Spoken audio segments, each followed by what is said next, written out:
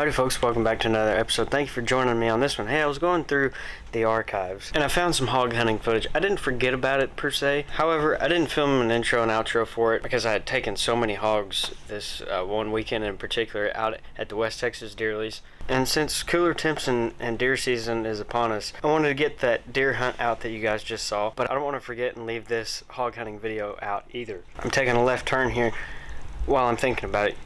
Since we do have cooler temperatures and deer season is upon us, it's actually here, you guys don't forget about us out at the real McCoy Ranch. We would love to have you. We've got plenty of available dates. However, we have several that are starting to fill up. So if you guys want to come out for a little weekend getaway, a good hog hunt, or an exotic of your choice, we've got a little of everything. We'd love to have you in camp and share camp with you. So long as dates align, I will be there as your personal guide. The whole ranch is yours for the weekend whenever you book your trip and your stay with us. 5-star accommodations, the whole shebang. There will be a link down in the description below. You guys can find that website link. You can jump on there. You can see a full price list. We'd love to have you this fall and winter and spring as we roll into another season. I'm going to take another left turn real quick. Today's verse of the day comes from Romans chapter 10 verse 9. It says, "Because if you confess with your mouth that Jesus is Lord and believe in your heart that God raised him from the dead, you will be saved." It's as simple as that, folks. Don't miss out on an opportunity with our Creator. I promise you that there is no sin that is too great that God can't forgive you from and have a relationship with you. Meet him in the Word, meet him in prayer, and live a life worthy of his calling. Now the final left turn that gets us back onto the track that I started out on, Megan and I loaded up with little Peyton, and we took our 3.5 or 4 hour drive out to West Texas, got into camp, and I just started slinging arrows right out of the box. It's typically what I normally do. I can't remember if this is the first evening or the second evening. However, I was over in the general vicinity of where my brother-in-law's stand is at. He's been eat up with pigs for like the last month and a half. So I go moseying off down in there, and sure enough, out steps some hogs. I had some of these Sevr hybrid heads laying around somewhere. I know I've got one in my quiver and my bow in the truck. I was going to show it to you guys. Instead, I'll pop up a picture right here. Y'all can see it better than what I can show it on video anyway. This is what I was running. It was low light situation. I knew that I was running low on time. And silly old me leaves my bow lights in the truck and I go out for an evening hog hunt on foot. So that wasn't very bright, but it worked out for me nonetheless. One of you guys left a recommendation in a video from about a month and a half or 2 months ago, and you gave me the idea for the Sevr hybrid head, and I didn't even know that they made a hybrid head. I really love the layout of it because it's one of those things that for those of you that sit on the fence about mechanicals, this kind of helps you dip your toes in that water because you still have a fixed head up there at the front. And I really like the design of this Sevr. One of the big reasons why I like it so much is because, yes, there is a fixed blade there, but it's not so big and overwhelming that it flies like a fixed head. Some people have issues with getting fixed heads to fly, but this gives you the best of both worlds.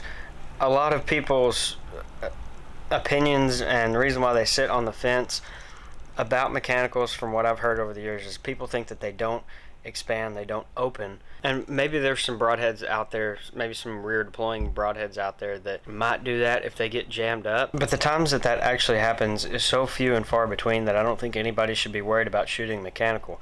Now, they all have their places. I'm not going to go take a 2-inch mechanical to hunt elephant or Cape buffalo or hippopotamus or something like that because it's just not very reasonable, and I don't think it's smart at all whatsoever. Even with a 90-pound bow and like a 750 or 800 grain arrow, I still don't think it's the wisest thing to do in the world when there's a lot better options out there. Being that I have used this broadhead, I would recommend it to those of you that are on the fence. You kind of want to dip your toes into a mechanical broadhead. This would be a good one. It's going to fly like a field tip. You're still going to, no matter what, have a cutting diameter, but the blades really don't have any choice but to open. And there are a lot of really good front deploying styles of mechanicals out there that they really don't have any choice but to open.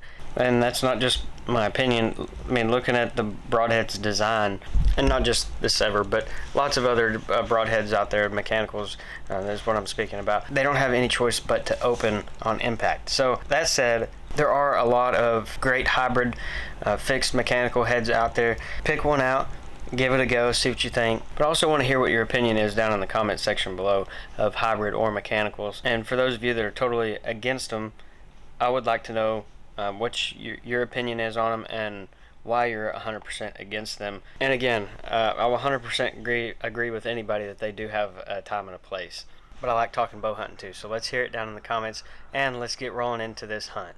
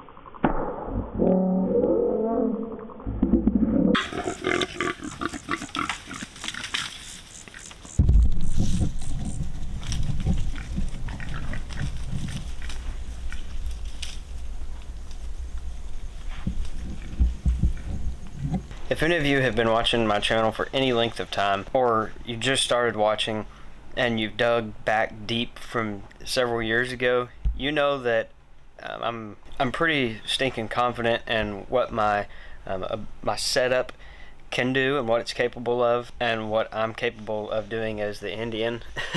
I know my limitations and I know my ability to shoot. I think that's important that everybody that bow hunts knows and understands that for themselves. I'm not here to boast, but I do know what my capabilities are, and what I'm willing to do, and what limits I'm willing to push and which ones I'm not. This one in particular was one of those opportunities that it was either take it or leave it, and my margin for error was small, and I hit my mark perfectly right where I wanted it. After recovering this hog, which we'll get to here in a minute, I was honestly pretty blown away at how much bigger it was up close. When I was standing there on the ground letting an arrow fly, I didn't think it was that big of a hog. Looking back at the video, I got about half the arrow's worth of penetration, which is plenty. I did expect it to be better. However, considering what that broadhead had to travel through, I was impressed. I just wish I would have had about an hour and a half more worth of daylight so we could follow a BT and see what we got there. Those frontal types of impacts are difficult, makes tracking really tough, and you can't judge a broadhead if you don't get a good exit. I took this pretty much exact same shot on a pig back in August, and that video is up and live if y'all want to see that one. I did it with a different broadhead. I don't remember what it was now. It might have been a beast. I really can't remember. However, same result, but the pig ran about 125, 150 yards, which was honestly surprising, but I got the exact same result with this hog with the exact same arrow placement. And had it not been the middle of the afternoon whenever I let that arrow fly with this first type of arrow placement on that very first hog, it would have made things as challenging as it was in this video. Luckily, when I went back the next morning to recover this hog, the buzzards teed off for me, and I was able to find this hog, even though there wasn't a whole lot left of it. The coyotes and the buzzards had made very quick work, to say the very least. It's the next morning here, and well, the Sevr Hyper did the trick. I got really good penetration. I only had like this much of the back of my arrow sticking out. How this pig survived the way it did, I have no idea. But the buzzards and something else, probably coyotes, who knows what else, have found the pig before I did. I looked for it last night. I ended up bumping it, and so I just said, heck with it, I'm going to back out, and I'll come back in the morning and see if I can find it. And I will say, it's a much bigger hog than I thought it was. When it was walking down the trail at me, it was low light. I felt like I made a great hit. It went exactly where I was aiming, and I don't understand these hogs sometimes. I think that's why they're so much fun to hunt, is because they're so tough, and they're a challenge. They can really be a challenge when you're spotting and stalking them, for sure. It's hard to have a reference for size on this hog because it's mostly eaten, but here it is anyway. There's the pig. you can't see it, but right along in there where that shoulder is, that arrow went all the way through the cavity there. Fairly decent sized hog, no doubt. Would have been cool to find him last night, but that's all right. Can't win them all, I guess. I have no idea what the blood trail is gonna look, or what it's gonna look like, or what it did look like. It's been raining, and of course with the frontal shots, unless you get an exit, it makes it kind of difficult to see a trail anyway. But anyway, so far I don't have anything bad to say about the Sevr hybrid. It did its job, obviously. In total, that pig ran about 250-ish or so yards, maybe a little bit further than that.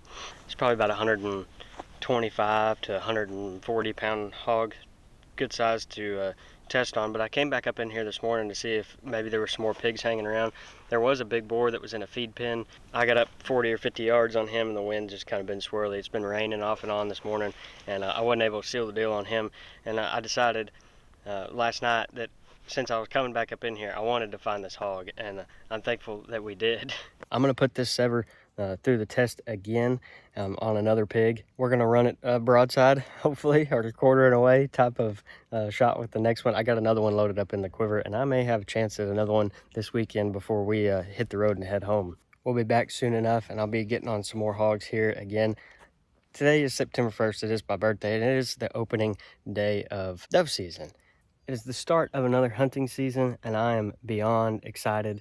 We're going to have so much fun this year, and all the videos and everything, especially with Megan getting more involved now. I'm excited for this season. I'm probably more excited for this season than any other season that I've ever had so far. And I don't even really have any good shooter bucks on camera, but that's okay. It's going to be an awesome season. We're going to let a lot of Stark Archery arrows fly, and we're going to all around have a great time. And I hope that you guys will subscribe to the channel, catch all of the Broadhead testing videos. Make sure that you hit the notifications bell right there next to it. That's a wrap for this one.